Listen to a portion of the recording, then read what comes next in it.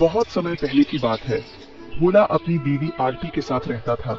वो बहुत ही मेहनती और ईमानदार इंसान था। भोला दिन भर अपने खेतों में मेहनत से काम करता, लेकिन वहीं हरिया दिन भर इधर उधर खेत में खाट पर सोता रहता। भोला की मेहनत की वजह से उसके खेत में खूब अच्छी फसल होती थी, जिसके कारण गांव के सारे लोग भोला से चलते थे। हरिया उसका पड़ोसी था। हरिया और उसकी बीवी बहुत दुष्ट इंसान थे। वो दोनों भोला से बहुत जला किया करते। देखिए जी, इस भोला की फसल इस बार भी कितनी अच्छी हुई है। हमेशा इसके साथ ही अच्छा क्यों होता है? इस बार तो ये फसल बेचकर राजा ही हो जाएगा। अरे तुम परेशान मत हो, इसको हम राजा नहीं होने देंगे। मेरे जीते जी ये कभी राजा की जिंदगी नहीं जी सकता। भोला सुबह उठता है और खेत के लिए निकल जाता है और अपनी फसल को देखकर बहुत खुश होता है। अब जाकर भोला की मेहनत सफल हो चुकी थी। इस बार लग रहा है अच्छी खासी कमाई हो जाएगी। फिर भोला घर को निकल जाता है। भोला की पत्नी भोला से कहती है, क्या हुआ, आप इतना देर से क्यों आए हैं? हमारी फसल अच्छी तो हुई है ना? फसल इस बार बहुत अच्छी हुई है, कल कटाई भी करनी है, उसी की व्यवस्था कर रहा हूँ। लगता है इस बार कमाई हो जाएगी। अच्छा जी, इस बार अगर अच्छी खासी कमाई हो गई तो हम कुछ पैसे अपनी बेटी मुन्नी के नाम से बैंक में जमा करवा देंगे, जिससे उसकी अच्छी खासी शादी हो जाएगी या उसकी पढ़ाई में मदद हो जाएगी। ठीक है ना जी? हाँ, तुम बिल्कुल सही बोल रही हो। आरती, खाना लाओ, बहुत जोर से भूख लगी है। जल्दी सोना है आज, क्योंकि कल सुबह 5 बजे खेत में जाना है। आरती खाना लगा देती है।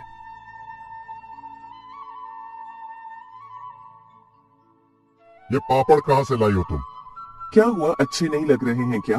अरे नहीं, ये पापड़ तो बहुत स्वादिष्ट है। ऐसा मन कर रहा है कि खाता ही रहूं। तुमने बनाए हैं क्या? हाँ जी, मैंने अपने हाथों से बनाए हैं। आपको अच्छे लग रहे हैं तो और ले आओ क्या? और भी है। फिर खाना खाकर दोनों आराम से सो जाते हैं। जैसे ही सुबह के 5 बजते हैं तो आरती की नींद खुल जाती है और आरती देखती है कि मौसम बहुत खराब हो गया है। ऊपर वाले, अब तो हमारी सारी फसल खराब हो जाएगी। सुनिए जी, जल्दी से उठ जाइए, मौसम बहुत खराब है। हमें जल्द से जल्द अपनी फसल के लिए कुछ व्यवस्था करनी पड़ेगी।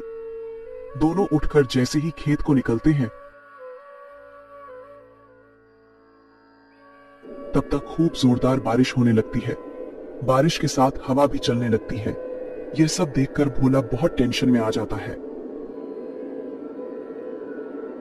सुनिए जी, टेंशन मत लीजिए, जो होना था वो तो हो गया। अब हम इसमें क्या कर सकते हैं? जो होता है वो अच्छे के लिए ही होता है।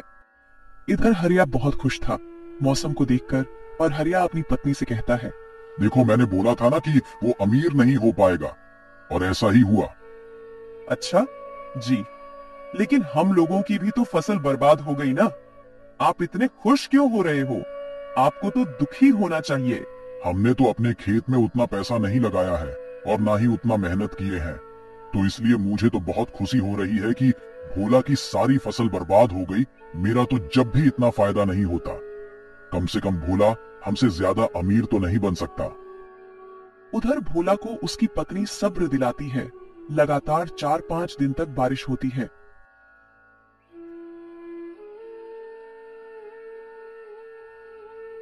जब मौसम खुलता है तो भोला अपने खेत में जाकर देखता है तो उसकी सारी फसल खराब हो गई थी। भोला घर आकर सारी बात अपनी पत्नी को बताता है और टेंशन की वजह से बिस्तर पर लेट जाता है। आप टेंशन मत लीजिए, मेरे पास एक आइडिया है जिसकी वजह से इस साल हम अपना खर्चा चला सकते हैं और हमें खेती पर भी निर्भर नहीं रहना होगा। कौन सा आइडिया जो तुम्हारे पास है? मैं समझा नहीं, तुम क्या कहना चाह रही हो? मुझे तो खेती के अलावा कुछ काम भी नहीं आता। सुनिए जी, क्यों ना हम पापड़ बेचने का काम शुरू करें। मैं पापड़ बनाऊंगी और आप गली गली जाकर बेच आना। क्या पता ऊपर वाले की कृपा से हमारा काम अच्छा खासा चलने लगेगा। तुम सही बोल रही हो, लेकिन पता नहीं कोई पापड़ खरीदेगा या नहीं। कहीं ऐसा ना हो हमारे पास जो कुछ बाकी के पैसे बचे हैं वो भी इन पापड़ में खराब ना हो जाए। पहले ही ऐसा मत सोचिए, मुझे पूरा विश्वास है कि हमारे पापड़ गांव के लोगों को जरूर पसंद आएंगे। आप एक काम करिए, मैं कुछ पापड़ बना देती हूँ, आप उन्हें गांव में बेचकर देखिए। आरती कुछ पापड़ बनाकर भोला को एक टोकरी में रखकर दे देती है और भोला पापड़ गांव की ओर लेकर निकल जाता है। पापड़ ले लो, पापड़ मसालेदार पापड़, पापड़ ले लो। पापड़ जो खाओगे खुश हो जाओगे, जो नहीं खाओगे वो पछताओगे। पापड़ ले लो, पापड़, पापड़ ले लो। पापड़ मसालेदार पापड़, पापड़ ले लो।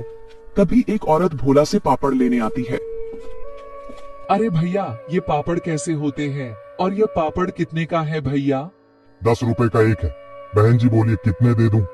10 पापड़ दे दीजिए। फिर भोला 10 पापड़ उसको दे देता है और पैसे लेकर आगे की ओर निकल जाता है। धीरे धीरे करके उसके सारे पापड़ बिक जाते हैं। भोला घर वापस आता है। आरती एक गिलास पानी लाओ जरा, आज बहुत थक गया हूँ। हाँ जी, कुछ पापड़ बिके क्या? नहीं आरती, एक भी पापड़ नहीं बिका और मैं तो आज बहुत ज्यादा थक गया हूँ। जी, तुम ठीक कह रहे थे कि हमारे पापड़ कोई नहीं खरीदेगा। अब तो हमारे बाकी के पैसे भी खराब हो गए हैं। अरे अरे मेरी बात तो सुनो। अरे आरती, कुछ पापड़ नहीं बल्कि सारे पापड़ हाथों हाथ बिक गए हैं। क्या सच में हमारे सारे पापड़ बिक गए क्या? वाकई में? हाँ बिल्कुल आरती, लोगों को हमारे पापड़ इतने पसंद आए हैं कि सारे पापड़ जल्द ही बिक गए। ये लो पैसे, इसमें से कुछ पैसे मुन्नी के स्कूल की फीस जमा करने के लिए रख दो और कुछ पैसे से हम अनाज खरीद लेंगे। आरती पैसे लेकर अलमारी में रख देती है। अगले दिन सुबह आरती और ज्यादा पापड़ भोला की टोकरी में रख देती है और भोला पापड़ बेचने चला जाता है। गांव का एक आदमी कहता है, ओ पापड़ वाले भैया, हमने सुना है तुम्हारा पापड़ बहुत स्वादिष्ट है।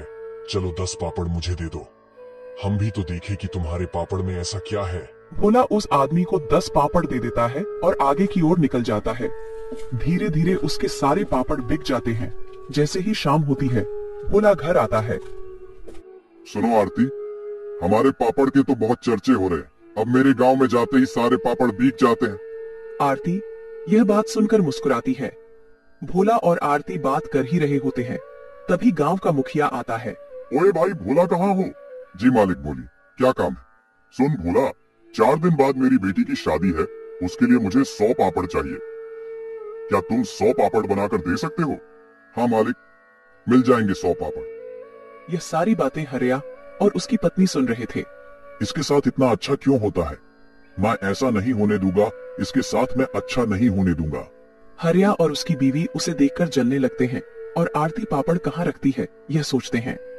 आरती जैसे ही पापड़ बनाकर अपनी किचन में रखकर सोने जाती है, इधर हरिया और उसकी बीवी सारे पापड़ चुरा लेते हैं। जैसे ही सुबह होती है, आरती पापड़ देखने जाती है तो उसे एक भी पापड़ नहीं दिखता।